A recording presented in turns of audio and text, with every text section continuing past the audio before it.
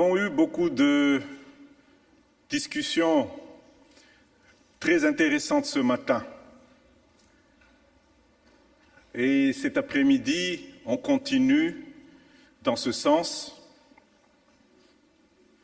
On va avoir des discussions sur le dialogue interreligieux.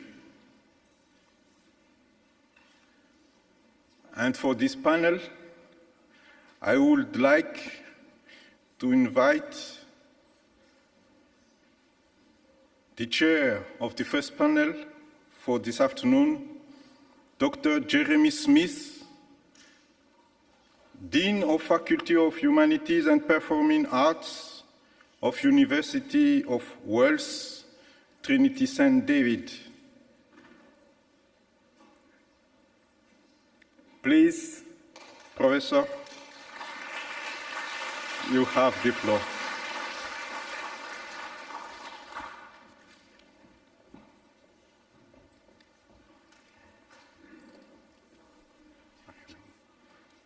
Venerable Masters, religious leaders, UNESCO ambassadors, and distinguished guests, can I welcome everyone to this afternoon's session of Day 2 of this International Peace Conference. And can I first of all thank both the World Fellowship of Buddhists and UNESCO and the Venerable Master Ching Kung for the opportunity to both organise and present this session this afternoon. I think it's important to note at the outset the many important discussions and observations made at this morning's session. And in many respects this afternoon will build upon those same themes that were so eloquently explored by a range of speakers, giving us insights into the nature of governance, business, and interfaith dialogue. And in particular, the opportunities and possibilities offered by the ancient Chinese text, the Governing Principles, as a guide, a counsel, a roadmap, if you will, for politicians, academics, and business leaders in the construction of peace, reconciliation, and social harmony. This afternoon, we will continue this overarching theme of peacemaking and construction of social harmony. But we will shift the focus a little bit into two areas that are both pressing and urgent in the contemporary world. The first area, subject of the first panel of speakers that will come up onto the stage shortly, is the nature, the opportunities, and some of the difficulties presented by interfaith, interreligious dialogue. For our second part of the afternoon, our second panel of speakers will explore the interrelationship between the environment, religion, and conceptions of harmony. The second part of the afternoon, the second panel, will begin just after 3 o'clock. So let me turn first of all to the first panel and the theme of interfaith, interreligious dialogue. Because this lies at the core of both the mission of UNESCO and of the Venerable Master Ching Kung. Both have focused considerable energy and resources into bridging religious differences. Through publication, through work in schools and educational institutions, and through work with different leaders and politicians, both have helped raise the profile and international awareness of the fact that the achievement of peace and social harmony, of social stability, is intimately tied to questions of faith, ethics, morality, and spiritual well-being. Stability has a religious, moral, and faith-based dimension. So the spread of understanding and insight into the world's faiths and religions is a global cause that all nations, governments, and peoples must share. Inter- and intra-religious dialogue is the route to common tolerance and respect for each other, each faith, and each community.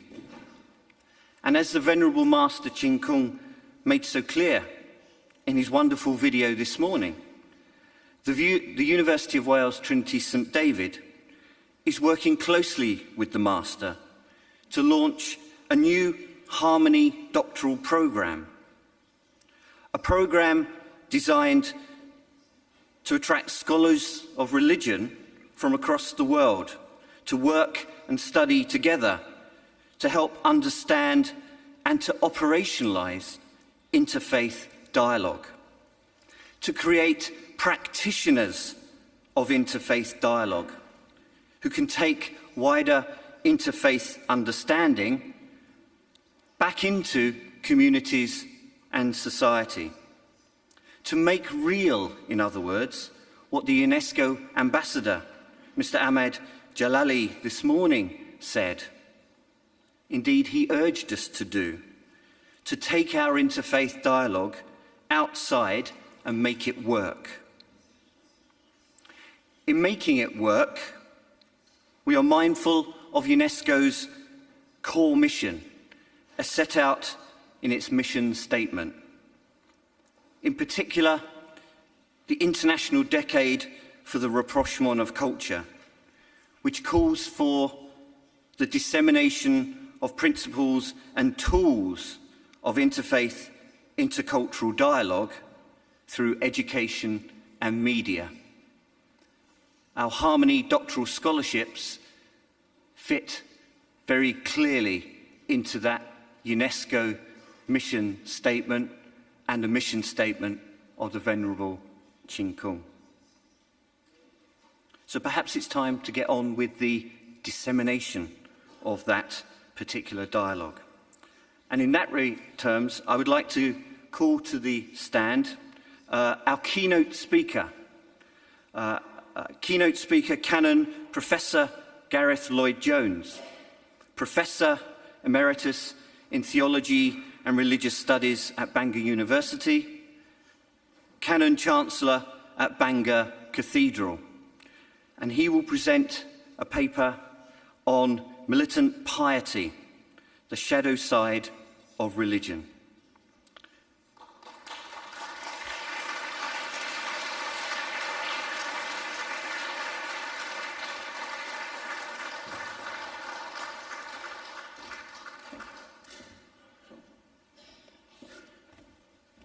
Mr. Chairman, ladies and gentlemen, thank you for that kind introduction. It's a pleasure and a privilege to take part in this historic conference. And as you heard, my topic is Militant Piety, the shadow side of religion.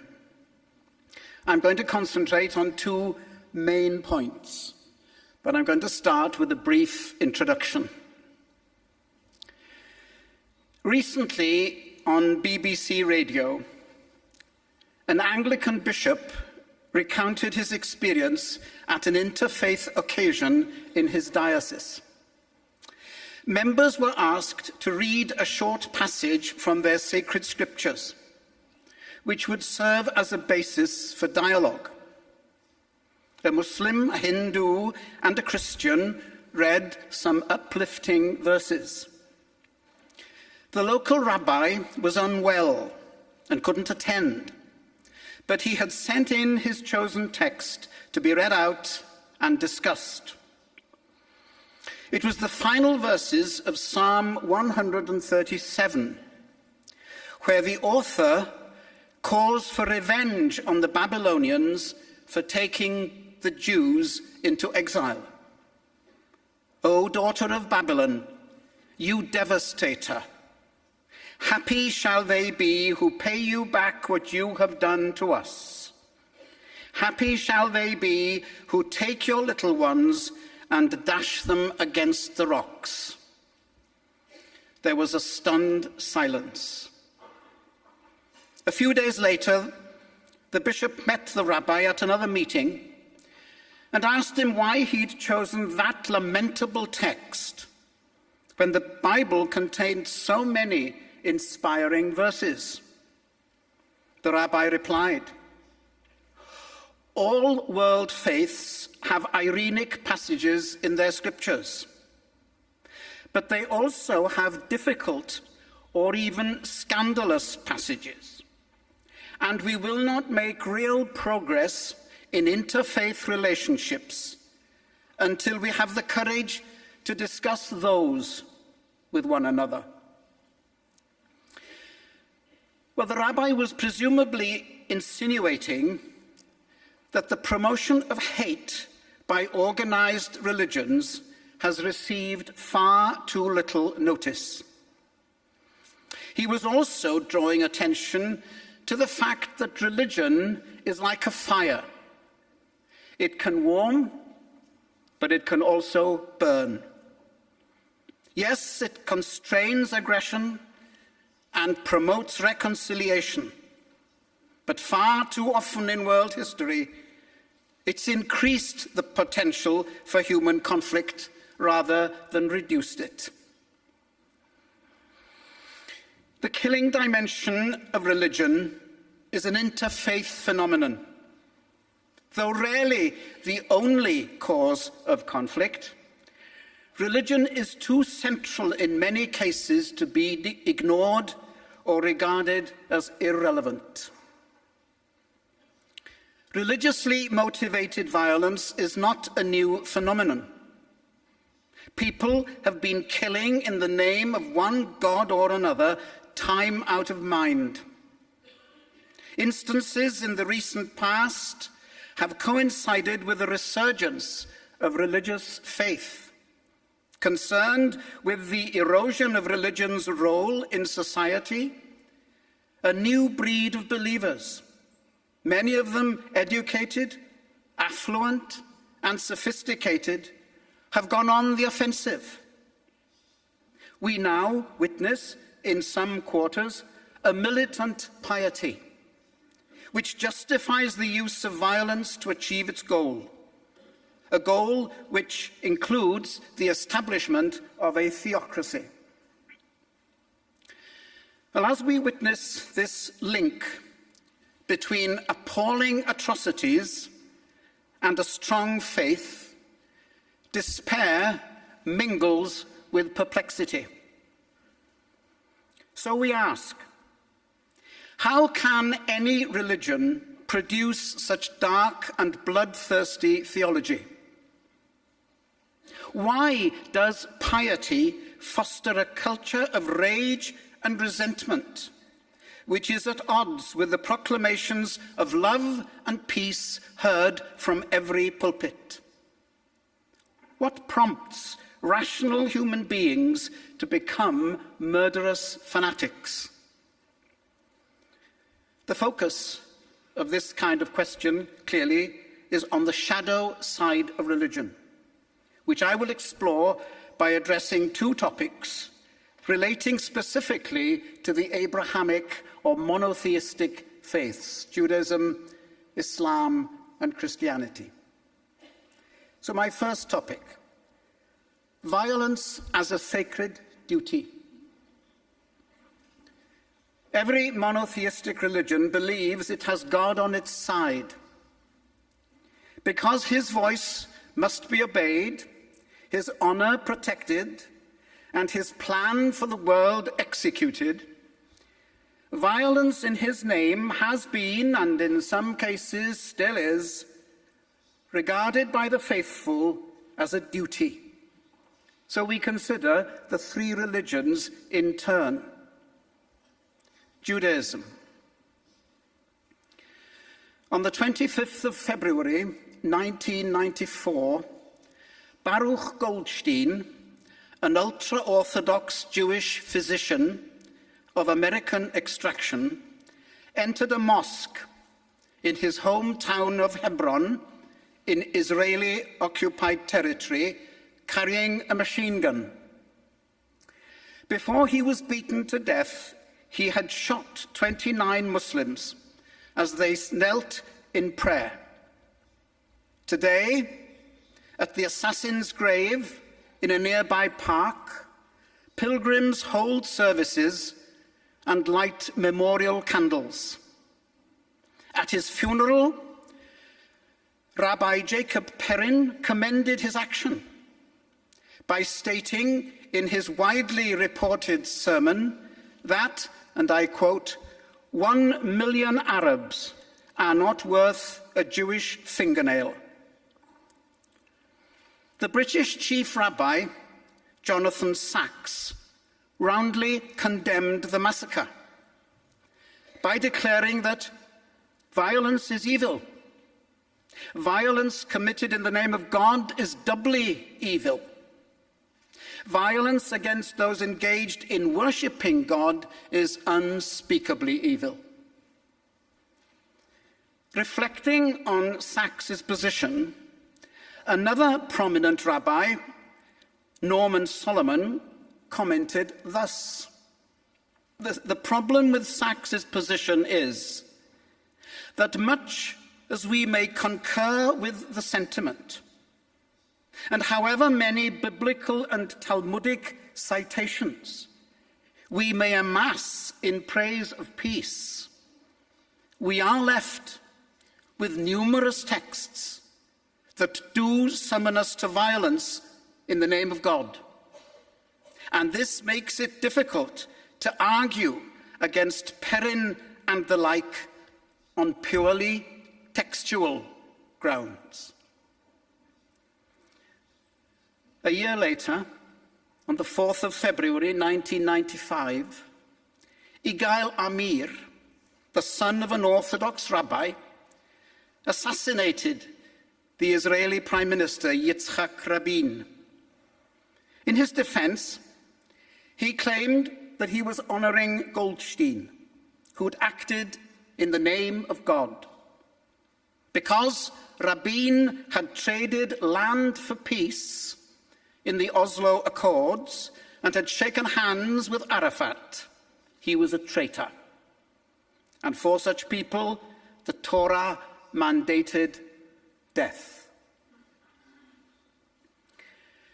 Now, I note these two notorious instances because they point to the religious dimension of Zionism. Both men regarded the Palestinians as modern-day Canaanites. Their hero was Joshua, who eliminated the native population of a country which, by divine rights, belonged to the Israelites. For them, the cleansing of the land of all non-Jewish elements in order to facilitate settlement by those to whom God had given it was a commandment, a religious duty. Let's turn to Islam. The tragedy of 9/11 in the United States was the work of Muslims who saw themselves as the agents of divine justice against an evil empire, the great Satan. Papers they left behind show the depth of their religious feelings. They regarded themselves as martyrs, their action a sacred duty. They were not murderers, but warriors, doing the will of God as revealed in Scripture. In a document entitled The Management of Savagery, ISIS acknowledges and sanctifies its ultra-violent ideology. Promoting terror by means of atrocity is a necessary stage in political evolution.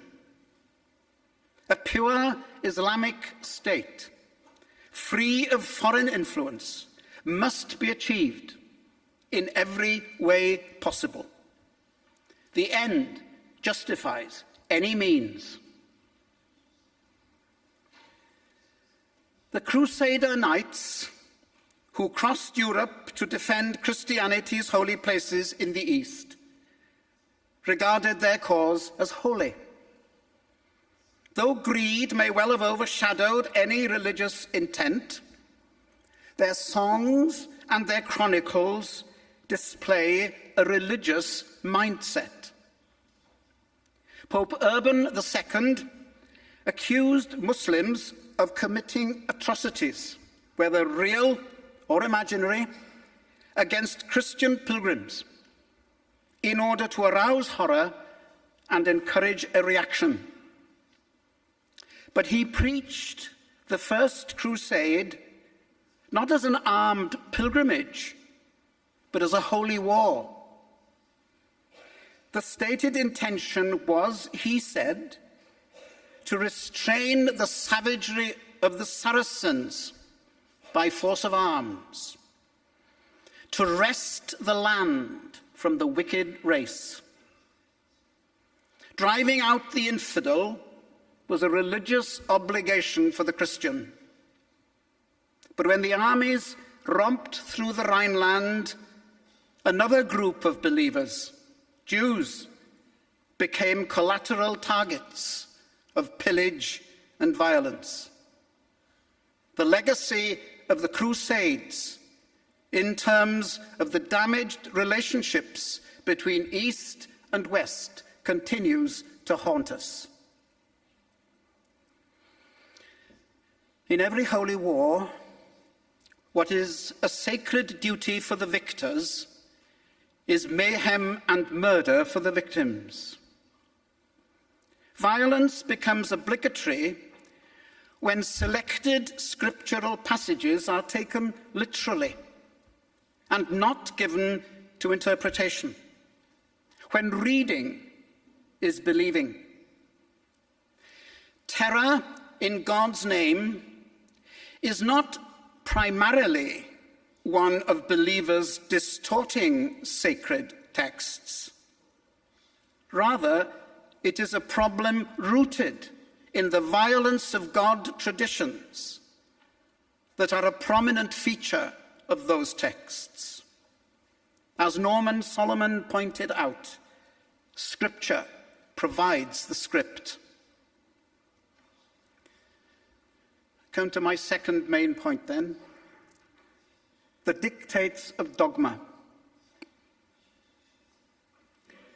When readers find in it a God who commands violence, a holy book can easily become a charter of oppression and shamelessly exploited for political ends.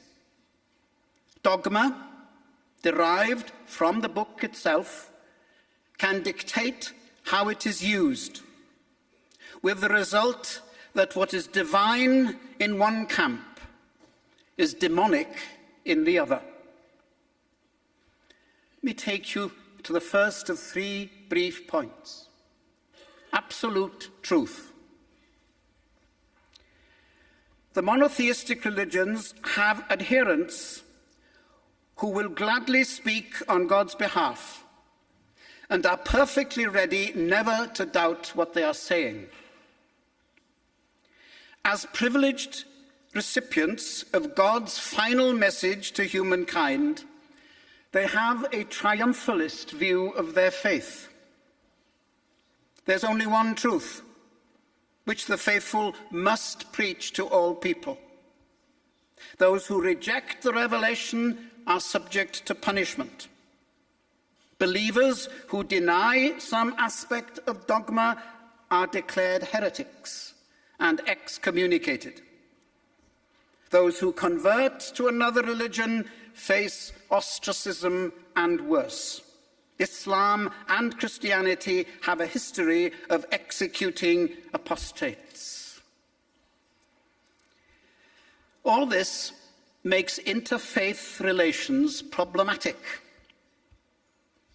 while the Jewish Talmud declares that the righteous of all faiths have a place in paradise, Muslims and Christians have condemned such a relativist view because they share the conviction that there is only one true faith.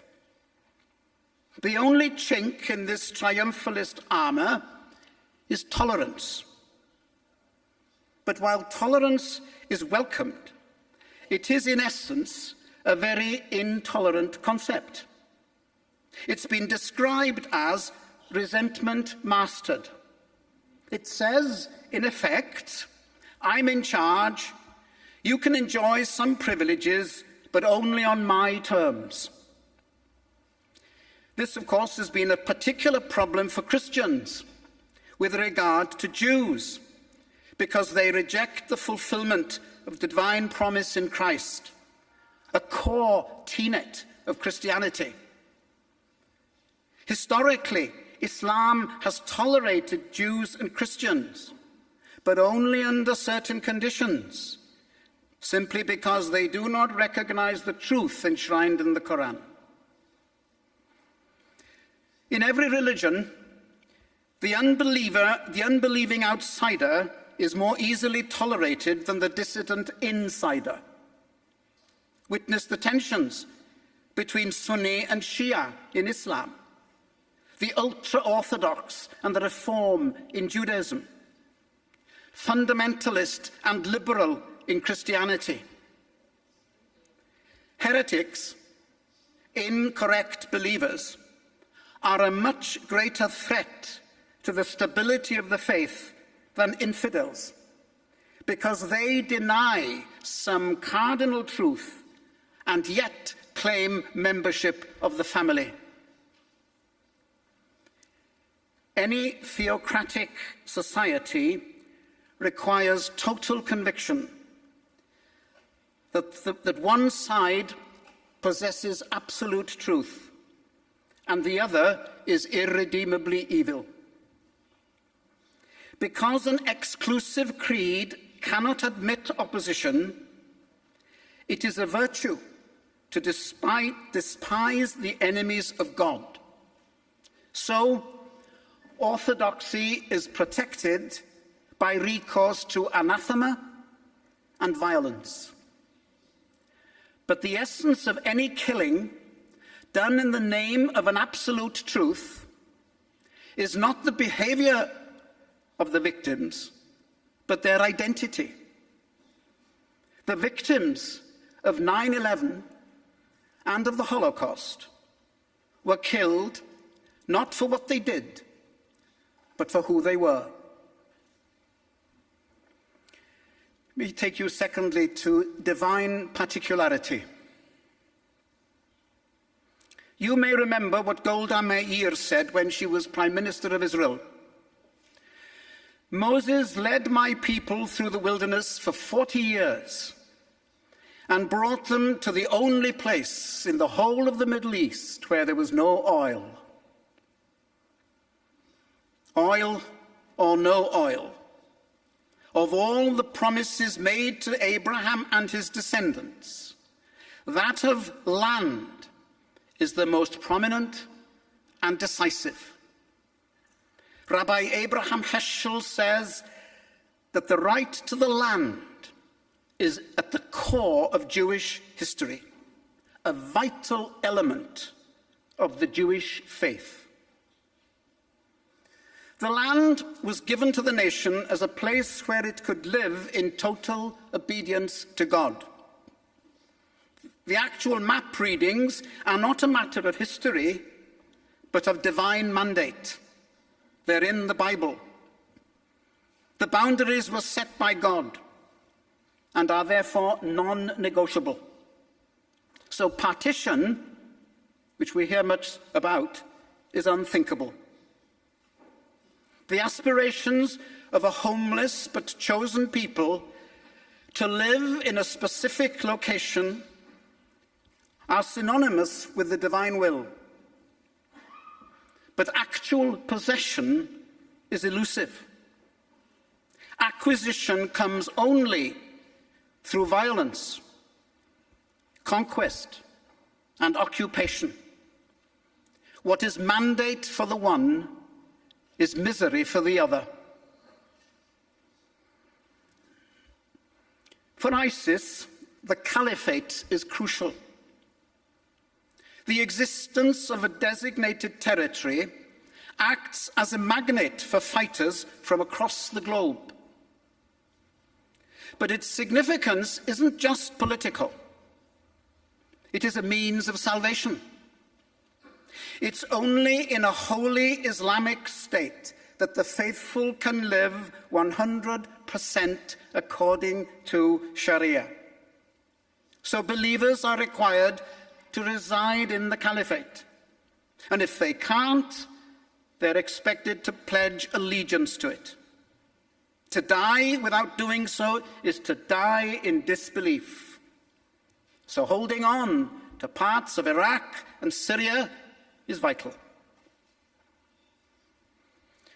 On the 1st of September 1689, the renowned Christian Puritan divine, Cotton Mather, delivered a stirring sermon in the old meeting house in Boston. His listeners were soldiers fighting the inhabitants of New England. His text was from Deuteronomy, where God commands the Israelites to exterminate the Amalekites, who confronted them at the border of the Promised Land.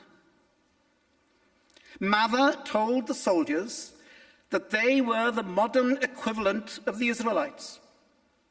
The Amalekites, who were to be beaten small as the dust before the wind, cast out as dirt in the streets, eliminated, were the Native Americans. The genocide was justified not only on practical grounds as a protective measure, but also on dogmatic grounds. The native population must be disinherited to make room for God's chosen people, the Puritans. Puritan policy had divine approval. The drive by God's elect to find a new land and escape persecution in Europe had its paradigm in the Bible and was dictated by dogma. In cases like this of conquest and occupation, it is often claimed that security dictates settlement. But it shouldn't be forgotten that subjugation and settlement are also regarded by the invaders as divinely ordained. The assumption of righteousness, coupled with the belief that God has handpicked his representatives and given them a specific territory, excuses every barbarous act. Destiny absolves the deed. Let me come to the third of my brief points, the end of days. Each of our three religions supplies its adherents with a cosmology to explain their suffering. Pain at the hands of others is the result of an ongoing cosmic struggle between good and evil, God and Satan. The faithful, whose assured victory will bring the present world to a close, positively welcome the end of days, because theirs is an embattled religion. They see conspiracy everywhere, so they cultivate a theology of atrocity and terror, because anything that brings the end closer is grist to the mill. Apocalyptic thinking developed in ancient Israel when the redemption promised by the prophets failed to materialize. In the Dead Sea Scrolls, it appears as the war between the sons of light and the sons of darkness. But today, it features more prominently in Islamic and Christian fundamentalism than it does in Judaism. In the American occupation of Iraq, ISIS saw unmistakable signs of a coming bloodbath, which will take place near the city of Dabiq, north of Aleppo. God's faithful followers will defeat the infidel army of Satan. The final cosmic battle in which Islam will triumph will be in Jerusalem. The teaching is based on a literal reading of Quranic texts. In Christianity, the end-timers are known as millennialists. Their primary text is the book of Revelation, supplemented by passages from Paul's letters and the Gospels. They believe that the faithful will be raptured, that is, taken physically up out of this world to join Christ in the heavens, thus escaping the time of tribulation, during which the Antichrist will rule the world for 7 years. At the end of that time, Christ and his saints will return to earth, defeat Satan and his cohorts in the Battle of Armageddon, before establishing in Jerusalem an empire lasting 1,000 years. Hence the millennialists. Now, those who yearn for the end of days welcome what they regard as obvious signs of the imminence of the end: famine, strife, immorality, godlessness, natural disasters. Such a mindset finds it easier to legitimize violence and engage in conflict with infidels. For that reason, Rabbi Jonathan Sacks regards belief in the apocalypse, and I quote, as the most disastrous form of politics associated with the Abrahamic faiths. I conclude. Any consideration of a militant piety based on Scripture presents the student with two related issues: the nature of a holy book and how to handle it. Texts which advocate violence in God's name bring both of these topics into sharp focus. I conclude with 3 brief observations then. First, interpretation.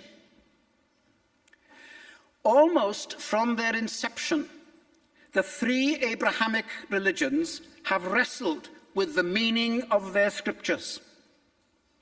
Each one of them has interpretative traditions, schools of thought, which advocate a recognized method of understanding and applying the text. Fundamentalists in all 3 religions ignore these traditions. For them, reading is believing. There is no intermediate step between revelation and application. But every hard text requires interpretation, which implies contextualization, if nothing else. Otherwise, it can do much harm. Second point, evaluation. Because holy books are used as instruments of oppression against one group or another, it is of crucial importance that they are not only interpreted, but critiqued.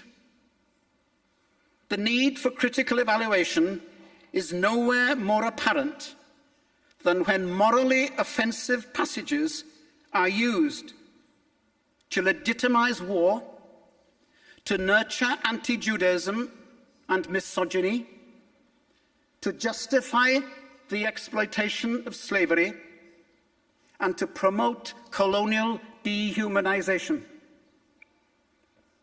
Criticizing a person's faith is indeed taboo in every corner of our culture. Nevertheless, what does Scripture do to those who read it without evaluating its message is a legitimate question. If religions presume to tell us how we should live, their sacred texts should be open to discussion and challenge. Recognition of Scripture's role as the oppressor's handbook should inspire a self-critical theology. I end where I began, with dialogue. Dialogue generally concentrates on identifying the commonalities between religions: justice, peace, reconciliation. But this isn't enough. It should also generate difficult conversations by directing us beyond safe peripheral concerns. It has to include hard sayings, belief in exclusivity, adherence to absolute truth. For this to work, what is required is not tolerance, putting up with the other. It needs more than that. We need not tolerance, but mutual respect. In this context, some Quranic injunctions cannot be repeated often enough. Unto every one of you we have appointed a different law and way of life. And if God had so willed, he could surely have made you all one single community. But he willed it otherwise. And again, we have made you nations and tribes, so that you may come to know one another and compete with one another in doing good. There's no mention of triumphalism, intolerance, or violence in those texts. And the existence of plurality, it seems, is a fact of life. Despite our cultural, national, and religious differences, then, our common humanity should promote respect and unite us in doing good. And that, surely, in the spirit of this conference, is an appropriate recipe for addressing conflict through interfaith dialogue and bring healing to a broken and bewildered world. Thank you for your attention.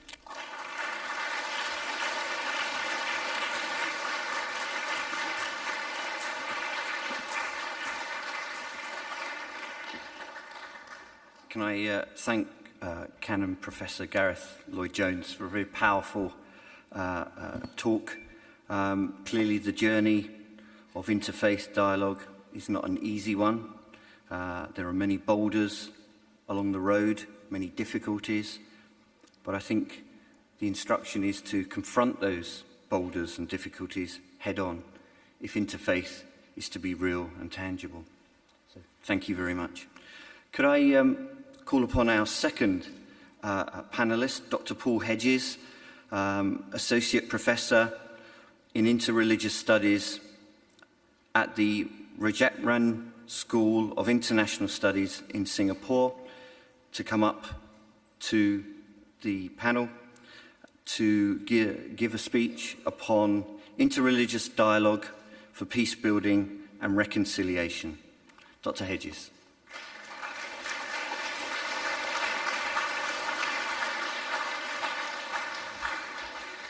Thank you, Jeremy. Distinguished delegates, venerables, and friends, I would like to thank the Venerable Master Chin Kung and the Pure Land Foundation as well as colleagues at St David's University College, Lampeter, for the invitation to speak at this historic and significant event. My exact title is actually The Dangers and Troubles of Interreligious Dialogue for Peacebuilding and Reconciliation. In this paper, I address 4 common aspects or representations of interreligious dialogue that may not be useful in context of peacebuilding and reconciliation work. After that, I will turn to a brief case study of one project in Ambon, Indonesia, to help show how a certain way of doing dialogue there has helped. First, a common narrative amongst proponents of dialogue is that true religion is about peace, and only a distortion of religion allows it to be used for war, terror, and violence. Such a stance is, however, neither credible from an academic standpoint, nor is it a useful beginning for using dialogue as a tool for peacebuilding and reconciliation. In the words of Professor Scott Appleby, we need to acknowledge the ambivalence of the sacred, or, as Professor Perry Schmidt-Leukel has said, religion has both oil and water aspects, meaning it has resources which, if thrown into a hot conflict situation, can either intensify the flames as well as having resources that can put them out. To claim that only one of these represents religion is a problem. The Crusades of Christianity in the Middle Ages were justified by popes and saints. As we've heard, Buddhist monks have endorsed the war effort of countries such as Japan, China, Sri Lanka. And Islam has a tradition of jihad as warfare as well as spiritual perfection, while Sikhism has the warrior Khalsa tradition. In short, very central and mainstream parts of every major religion justify warfare and violence in certain situations.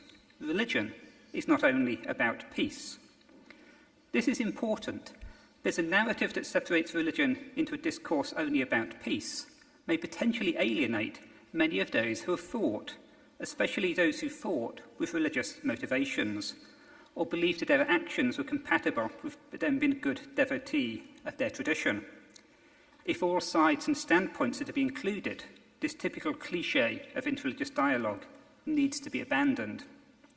Second, representation. Who gets to speak at the table of dialogue? In general, many dialogue events often work on what is termed a parliamentary style of representation. That is to say, specific figures, often leaders, are chosen to speak from and about their own tradition. Even before we come to the question of peacebuilding and reconciliation, this itself raises issues as a form of dialogue. And some criticisms here are criticisms of the model in general. One issue is that only certain elite forms of each religion are represented in the dialogue. Smaller traditions, or those considered marginal, unorthodox, or heterodox in some way, can be sidelined. Further, it may mean that not all strands within a religion are represented. In many situations of conflict, we may not simply see divisions across religious boundaries, but also within them. That is to say, disagreement and conflict may not simply be about inter-religious affairs, but also intra-religious affairs. And the Middle East and North Africa, as we see today, a major flashpoint is the sectarian Sunni-Shia rivalry. Indeed, even if a particular conflict is not an intra-religious one, if only one part of a tradition is represented, then any agreement or resolution will not resonate or prove meaningful to other branches of that tradition. The nature of many traditional religions also means that the representative voices are often, if not entirely, male. Yet studies have shown that it is often women who are actively involved at the grassroots in terms of peace and reconciliation work. Such models can make their voices marginalised or silenced, and can therefore make vital interreligious peace-building and reconciliation work appear less significant. Again, events with high-level leaders are generally not sustainable, as it is often grassroots activity which is essential to rebuilding communities. High-level dialogue events certainly have their place, but they should not be instead of, nor neglect, meetings of mid-level and grassroots leaders and the efforts they contribute. Certainly, I would not deny that a sight of leaders of different religious traditions speaking and dialoguing is not significant. It can be a very prominent and powerful symbol of what is possible and allowed. For instance, it is arguable that although dialogue was theologically justified in the Roman Catholic Church under the aegis of the Second Vatican Council, it was not until the Assisi Day of Prayer, organised by Pope John Paul II, which saw him standing alongside not just other Christian leaders, but also Buddhists, Hindus, Muslims, and others, that the concept and possibility of this entered a wider Catholic consciousness. However, their often wordy resolutions also tend not to generate any particularly tangible results. Third, an issue in dialogue and peace-building in general is the question of preaching to the converted. To be effective, dialogue events and peace-building and reconciliation work need to engage those who may be most resistant to speaking to the religious other or their former enemies.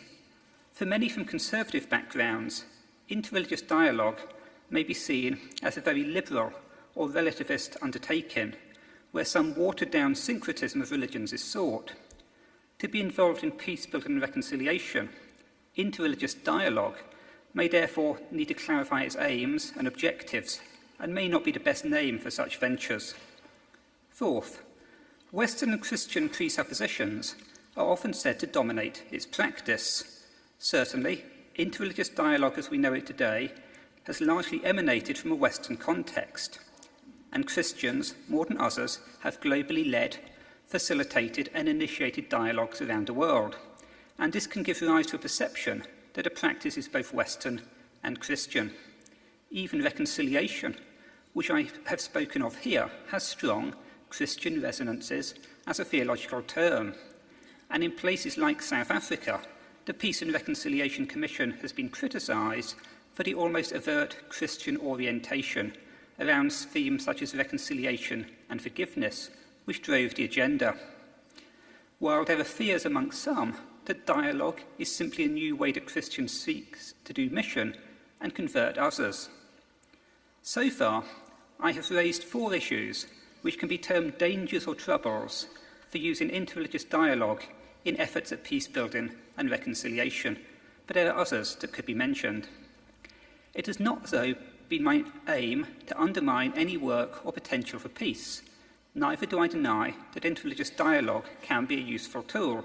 In places like the Balkans, case studies show that dialogue has been useful, while I will discuss Ambon shortly.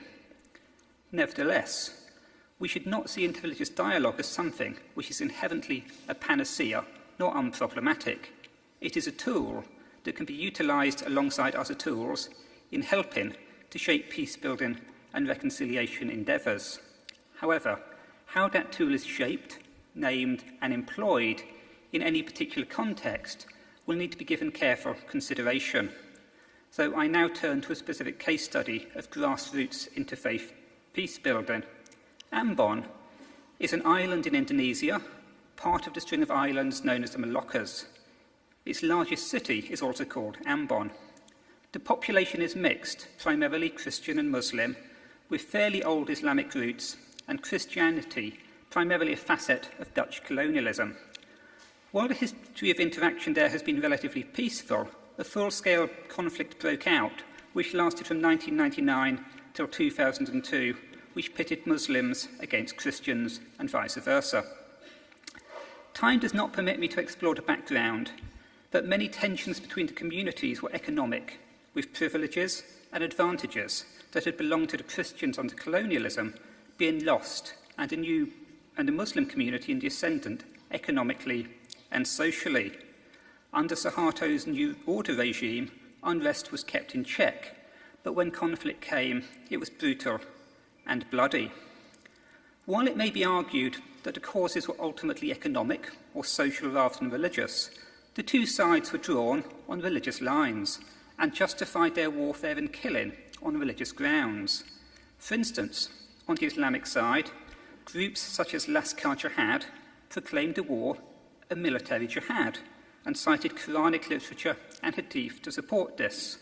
Meanwhile, on the Christian side, priests blessed troops such as the Christus Laskar, and fighters cited military role models from the Bible such as Kings Saul, David, and Solomon, spoke of their war as a crusade, and sang hymns such as Onward Christian Soldiers, which they saw as part of a militarist tradition.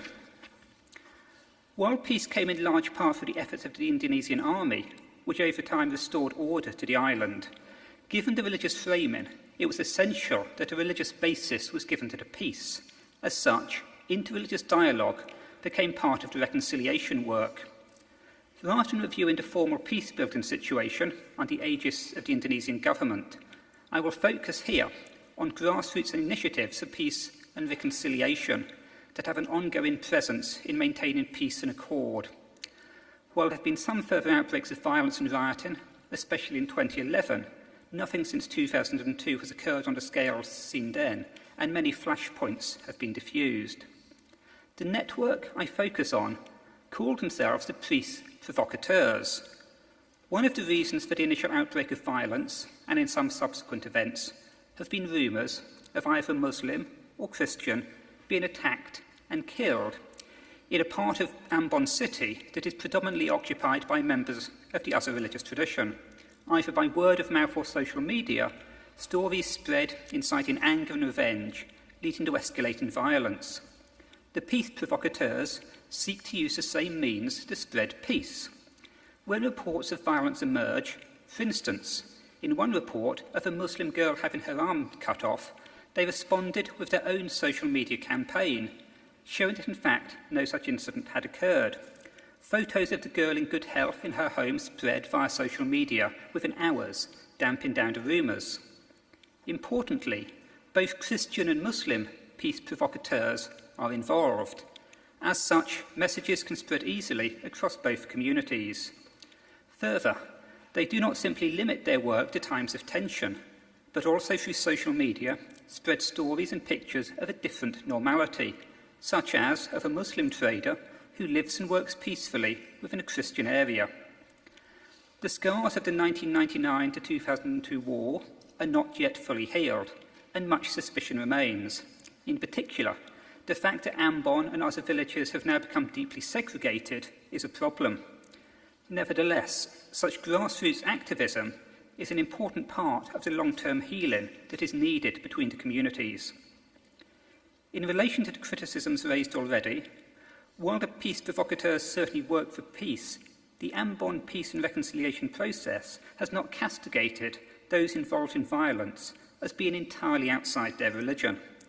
The fact that they are seen as having misused texts and teachings to provoke violence is an issue, and a spreading of a different understanding goes alongside this. Further, we do not see here a dialogue of elite groups in one-off events. Rather, we see a more sustainable grassroots activity that can react quickly to events on the ground.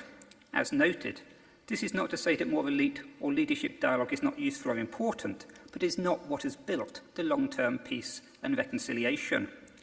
While many dialogues have appealed to local customs, cosmology, and traditional reconciliation rituals, rather than simply using dialogue in terms of beliefs or creating wordy statements, the stress is very much upon practical work and showing good relations between communities. As such, it does not rely upon statements or communiques outlining principles of goodwill, but shows the way that communities are working and living alongside each other in daily life, while perhaps most importantly, it is quick to put down any sparks of violence based on rumours or misinformation. Indeed, in the writings of the peace provocateurs themselves, they stress that gestures, acts, and symbols are more important and powerful than words in their culture. Naturally, this one brief case study is not representative of everything that can be said of positive models of interfaith dialogue to help build peace and reconciliation, nor, as I have noted in my critiques of other forms or modes of interreligious dialogue, suggest they are never useful. Rather, my aim has been to show that beyond assuming that interreligious dialogue may not be helpful, or is inherently helpful, that we need to look more closely at the context. The work of Ambon's peace provocateurs may not be suitable in every situation. Also, their model of a small informal network that actively seeks to spread positive messages and diffuse tensions may be practiced in other ways. Indeed, they do not frame their work as interreligious dialogue per se, so it clearly seeks to build community relations between Muslims and Christians. To briefly conclude, it's important to look at how interreligious dialogue is framed and practiced in terms of building long-term and sustainable results. Thank you.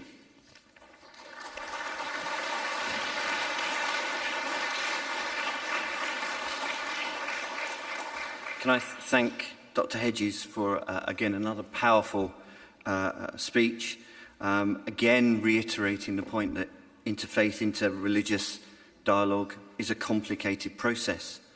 But if we draw upon examples from Indonesia, we can see paths to progress. Perhaps those paths are operating more at a grassroots level, community engagement and activism, rather than at top-down approaches. Thank you again for a wonderful talk. Could I turn then to our final panellist, Dr. Elizabeth Harris, Professor in Religious Studies at Liverpool Hope University, President of the European Network of Buddhist-Christian Studies, and Moderator of the Interfaith Theology Advisory Group of Churches Together. Dr. Harris will deliver a short speech upon interfaith and Buddhist-Christian perspective. Dr. Harris.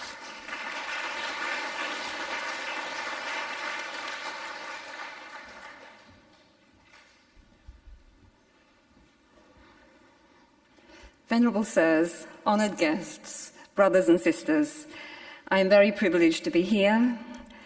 The title I submitted was Buddhist-Christian Encounter and Dialogue, a Critical Contextual Approach. And I begin by stressing that it is impossible to isolate one pattern of Buddhist-Christian encounter. Each encounter, in the past and the present, has been or is being conditioned by different factors such as geographical location, colonial history, power relations, politics, and the school of Buddhism or Christianity involved. I would like to take two illustrative examples of this. Buddhist-Christian encounter in 19th century colonial Sri Lanka, a context that has formed an important part of my own research, and the latter part of the 20th century. If there's time, I'll end with a significant current development. Buddhist and Christian encounter in 19th century colonial Sri Lanka was conditioned by the imperial policies of the British, which held power from 1796 to 1948, and the presence of evangelical Protestant Christian missionaries from independent missionary societies who sought to proselytize through undermining Buddhism. Before 1796, Sri Lanka had experienced the Portuguese and the Dutch. Research into the Dutch period revealed that although Buddhists developed a critique of the Christianity of their conquerors, expressed in folk tales that represented Christians as uncivilized beef eaters and Jesus as the son of a demon, they did not experience contempt for Buddhism. Christian baptism was necessary for government. Dutch schools taught Christian catechisms, but the Dutch did not insist on Sri Lankan Buddhists rejecting Buddhist practice when they were baptized. A form of dual belonging emerged, with Christianity being linked with civic necessities. In the British period, archival evidence suggests that the principle at work among Buddhists was that when courtesy was shown towards Buddhism, courtesy would be returned. But if contempt was shown, defensive action would be returned. Some Christian British civil servants studied Buddhism or Pali, and to these, Buddhists always showed respect. If Buddhists had only met this kind of Christian in the 19th century, Buddhist-Christian relations in Sri Lanka would be very different. The evangelical Protestant missionaries, however, were driven by the conviction that converting Buddhists to Christianity saved their souls from an eternity in hell, and converts were expected to utterly reject all Buddhist practice and Buddhist symbolism when they converted. Utter contempt was shown to Buddhist practice. When the missionaries arrived, however, Evidence shows that the majority of Buddhists sought a respectful and pragmatic coexistence with the missionaries, although there was some resistance to Christian schools. Some missionaries visited viharas to talk about Buddhism. They learnt Pali from Buddhist monks and even received gifts of Buddhist manuscripts. However, their aim was to preach against Buddhism, and Buddhists soon realized this. The missionaries, for instance, openly condemned the concept of rebirth and karma and claimed that the singular practice of exorcism was satanic. This and the building of churches and Christian schools through which the missionaries sought to create exclusivist, Christianized space forced Buddhists to see that the missionaries threatened the very existence of Buddhism. But Buddhists did not immediately turn to polemic. One early act of resistance was to send petitions to the British authorities, objecting to missionary methods and suggesting a code of conduct based on respect. When this failed, some Buddhist monks wrote reasoned responses to Christian accusations against Buddhism, which they took from village to village on traditional ola leaves. Mid-century, however, several factors combined to increase Buddhist defensive activism. First, missionaries with scholarly knowledge of Buddhism published refutations of Buddhism that demanded a response. For example, the Wesleyan Daniel Gogerly. Second, Buddhists gained printing presses in 1855 and 1862, which enabled the speedy publication of more populist anti-Christian tracts. Third, revivalist leaders arose, such as Mahottivata Gunananda, who in 1862 founded the Society for the Propagation of Buddhism, echoing the Church of England's Society for the Propagation of the Gospel. Buddhist-Christian debates also took place, the last of which was at Panadure in 1873. In this process, Buddhists moved from using reason to counter Christianity to using polemic. For instance, Gunananda at the Panadura debate threw missionary accusations against Buddhism back at Christianity, arguing that not Buddhists, but Christians had a religion that was linked with demonism. Why, he argued, could a murderer, Moses, or a being whose birth was accompanied by the killing of children, Jesus, be revered? With the Panadura debate, Buddhist-Christian relations in Sri Lanka reached the point when the Buddhist hope for reciprocated courtesy had been replaced by the reality of reciprocal demonization. Exclusivism had engendered exclusivism. Polemic had engendered polemic. This reciprocal demonization continued after the debate. There is no time in this presentation to examine the development of this, except to say that it culminated in the writings of the Buddhist revivalist Anagarika Dharmapala, who condemned Christianity as, and I quote, unsuited for a civilized Aryan community, and argued that the God of Judaism and Christianity was violent and capricious. My first cameo, therefore, demonstrates that open conflict between Buddhism and Christianity is possible when one side to the encounter chooses contempt rather than respect towards Buddhism. A similar dynamic developed in Myanmar, which also came under British rule. It's a legacy that continues to influence those parts of Buddhist Asia that experience colonialism, or that in the present experience independent evangelical Christian missionaries from different parts of the world. In 2015, for instance, I attended a Buddhist-Christian consultation in Bangkok. There was one representative from Cambodia there. Almost the only contribution she made to plenary discussions was to ask the question, why do Christians always want to convert Buddhists? This has led, as some of you will know, to the passing or tabling of anti-conversion legislation in some countries. To turn quickly to the 20th century. By the mid-20th century, new contexts were conditioning Buddhist-Christian encounter. European imperialism had diminished, and Christianity in Buddhist Asia was adopting new indigenized forms. Immigration of Buddhists to both Europe and America had increased, and more Westerners were converting to Buddhism, some becoming Buddhist monks and nuns. For instance, Dennis Lingwood, ordained as Sangharakshita in India, returned to Britain to form the Friends of the Western Buddhist Order in 1967 and the Western Buddhist Order in 1968, now called the Triratana Community. Generally speaking, these new contexts nurtured more positive forms of Buddhist-Christian encounter. although it must be pointed out that some Western converts to Buddhism did not want dialogue with the theistic religions they had rejected. The changed context can be seen in Japan, where 2 Jesuit priests, the German Enomi Lassalle and the Japanese Kakichi Kadowaki, were discovering that Zen meditation could contribute positively to Christian spirituality. Their books on this, published in the 1970s, influenced Roman Catholics globally, leading to Zen Buddhist practice entering the spiritual practice of some Western Christians. And eventually this would lead to some Christians claiming dual belonging, namely that they were 100% Christians and 100% Zen Buddhists. And in Sri Lanka, a group of indigenous Christians sought to roll back the mistrusts of the colonial period.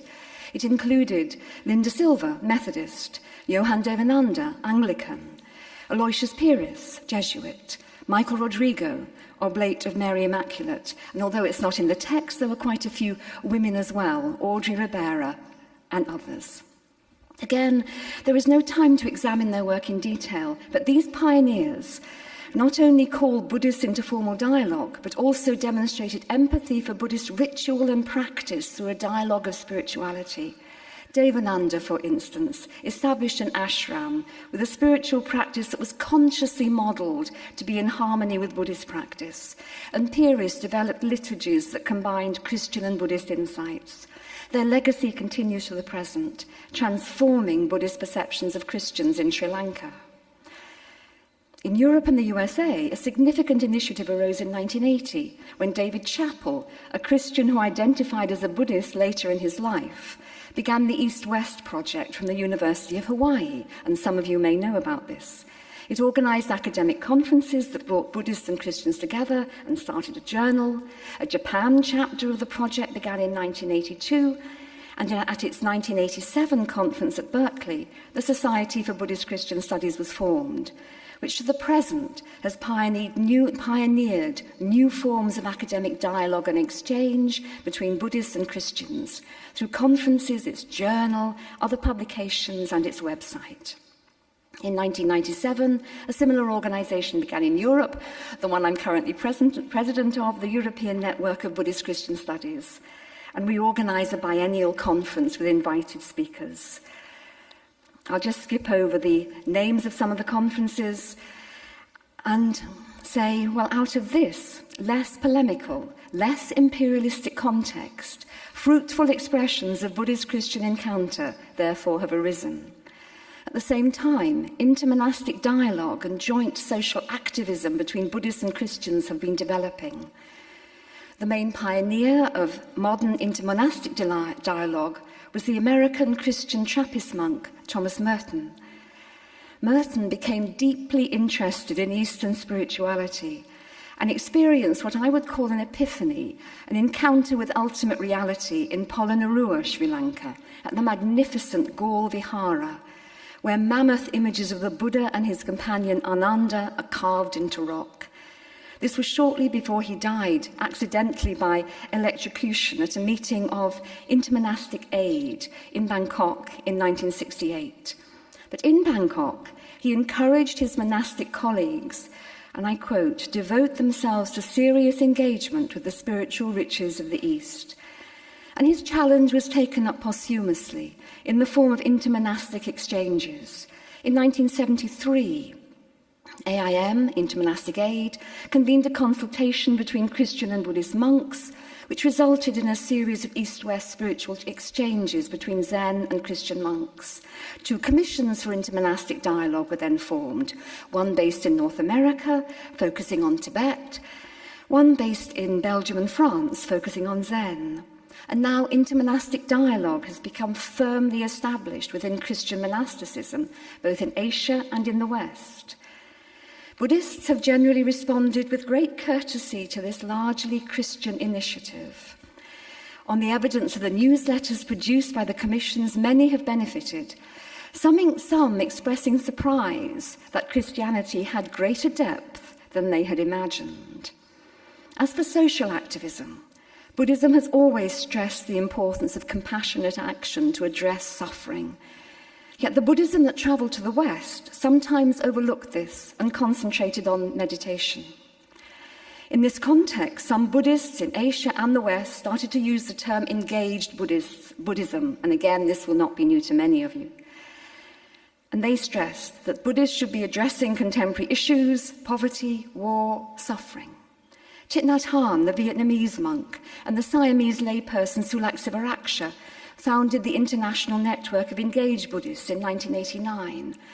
And what is significant for this event is that engaged Buddhists have both worked with Christians and drawn on Christianity and Judaism for inspiration.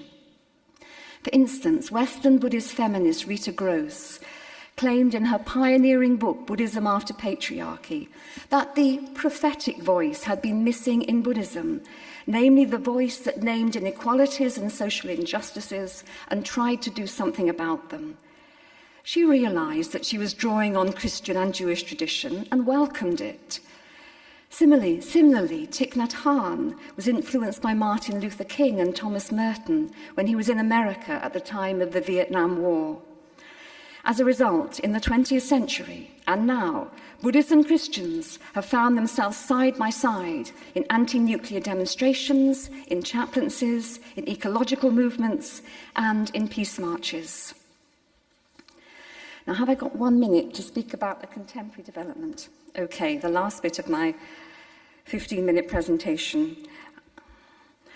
I will turn now briefly to what I consider to be a significant contemporary development, exploration into the similarities between the Christian mystics, particularly those connected with Eastern Orthodox tradition, the hesychastic tradition, and Buddhist meditation. And this is not unconnected, of course, with social activism. The two are linked.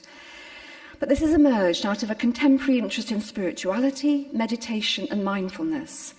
Meister Eckhart has long been appreciated by Buddhists because of his contemplative spirit. And some Buddhists have come to see that the Christian concept of God could have parallels in the non-theistic Buddhist tradition. To cite just one example, Aya Kema, a German-born convert to Buddhism, addressed the Eckhart Society towards the end of her life and stated, "In the course of talking on the comparison between Christianity and Buddhism and engaging in ecumenical dialogue, I have come to the conclusion that God or Godhead and Nibbana are identical, that they cannot be anything else. This kind of insight is now being built on further. This year in Spain, a conference was held on the spiritual practice of the Christian mystic Teresa of Avila and Buddhism. The European Network of Buddhist-Christian Studies this year held a conference on the touching point, on meditation in Buddhist-Christian encounter.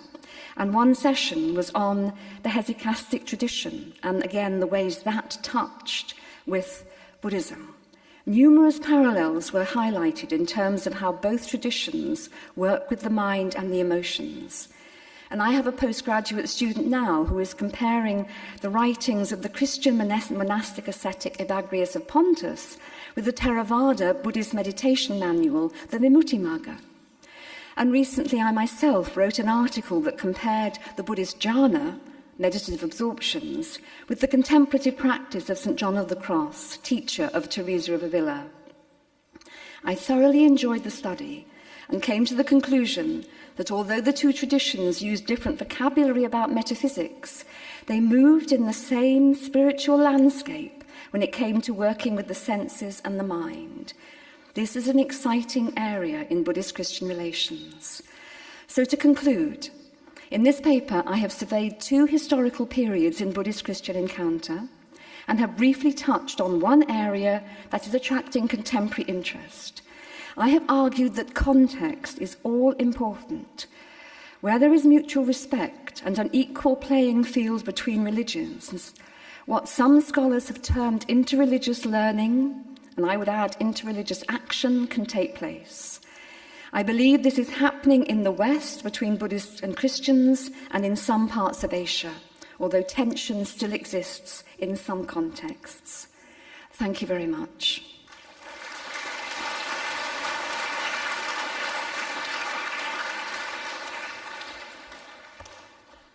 Can I thank Dr. Harris for a wonderful speech exploring Christian Buddhist engagements, with a real message of hope and success, in that if that engagement is based upon respect, empathy, is not imperialistic, and is based on a practical coexistence, then interreligious dialogue and connection can thrive. Thank you. That was wonderful. Unfortunately, my timekeeping is not up to the quality of my panelists, and we have gone 15 minutes over, so that leaves us no time for a Q&A. I would like to very quickly sum up before I pass to the next panel and the next chair, by saying, really just to bring together some of the messages that have come out from the panel. I think it's clear in a very powerful set of speeches that there are difficulties on the road of interfaith dialogue, interreligious dialogue. There are many hurdles of a variety of types and nature. But that doesn't mean that success is not possible. Far from it. It just means we have to work harder and more smart in how we achieve it. Some of those hurdles are textual, and quite clearly we should not shy away from addressing those hard textual questions. This, after all, is what our Harmony doctoral programme is designed to do. And as long as you engage with respect, the power of common humanity will be a strong platform upon which interfaith dialogue can be successful. Interfaith dialogue perhaps needs a new approach, a new methodology, a new modality. But that too is possible. We've seen case studies where, at a grassroots level, interfaith dialogue achieves very tangible results, and perhaps that's the direction of travel. And interfaith dialogue can succeed in the manner in which we approach each other. If we approach through respect, if we approach through empathy with each other and with each other's views, if we approach from a position of coexistence, then interfaith dialogue is potentially successful. So again, thank you to my panelists for a wonderful first half of the afternoon.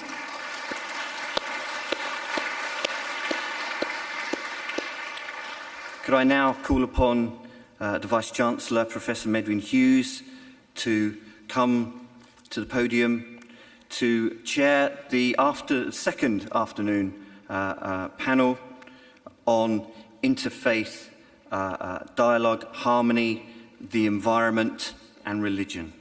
Thank you.